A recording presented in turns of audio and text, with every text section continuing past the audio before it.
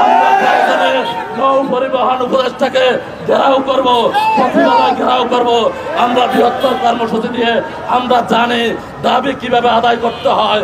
আমরা প্রয়োজনে রাজপথে, ঢাকার রাজপথ অবরোধ করে আমরা রক্ত দিব, জীবন দিব, তবু আমরা হাতিয়াবাসীর প্রাণের দাবি আমরা ফেরি আদায় করে ছাড়ব।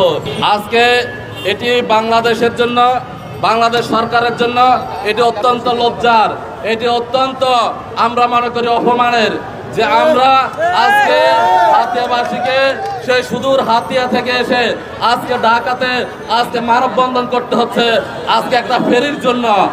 আজকে একটি স্লোগান সবার মুখে আজকের ফেস্টুনে দেখা যাচ্ছে যে আমাদের টাকায়, আমাদের ট্যাক্সের টাকায় দেশ চলে, অথচ ফেরি আজকে আমাদেরকে চাওয়া লাগে, ফেরির দাবিতে আমাদেরকে মানববন্ধন করতে হয়। তাহলে সরকার কি করে?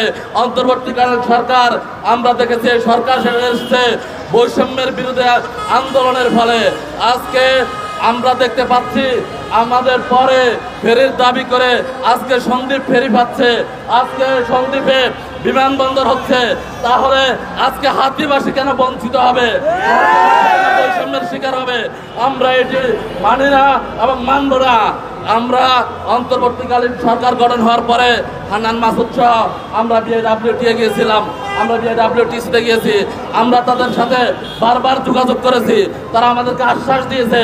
আমরা দেখেছি আমাদের নৌ পরিবহন মন্ত্রী উপদেষ্টা তিনি হাতিয়াতে সফর করেছেন, বারবার আশ্বাস দিচ্ছেন, কিন্তু বিআইডব্লিউটিএ বলে এটা বিআইডব্লিউটিসির কারণে হচ্ছে না, বিআইডব্লিউটিসি বলে বিআইডব্লিউটি এর কারণে হচ্ছে না, আবার কেউ বলে এখানে অর্থ বরাদ্দ নাই।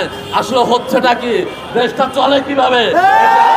প্রশ্ন আমরা বলে দিতে চাই, আমাদের ঘোষণা সুস্পষ্ট, অবিলম্বে হাতিয়াতে যদি ফেরি চালু করা না হয় তাহলে আমরা প্রয়োজনে আরো বৃহত্তর কর্মসূচি দেব।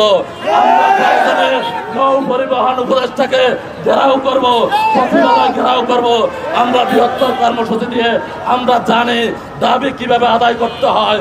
আমরা প্রয়োজনে রাজপথে, ঢাকার রাজপথ অবরোধ করে আমরা রক্ত দিব, জীবন দিব, তবু আমরা হাতিয়াবাসীর প্রাণের দাবি আমরা ফেরি আদায় করে ছাড়বো। সম্মানিত উপস্থিতি, আপনারা জানেন হাতিয়া একটা বঞ্চনার শিকার।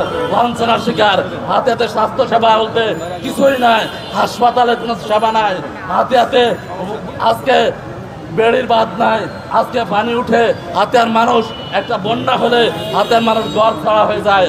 আজকে হাতিয়াতে যাতায়াত ব্যবস্থা বলতে কিছু নাই, অথচ হাতিয়া বাংলাদেশের সবচেয়ে সম্ভাবনাময় একটা দ্বীপ, হাতিয়া একটা দ্বীপপুঞ্জ।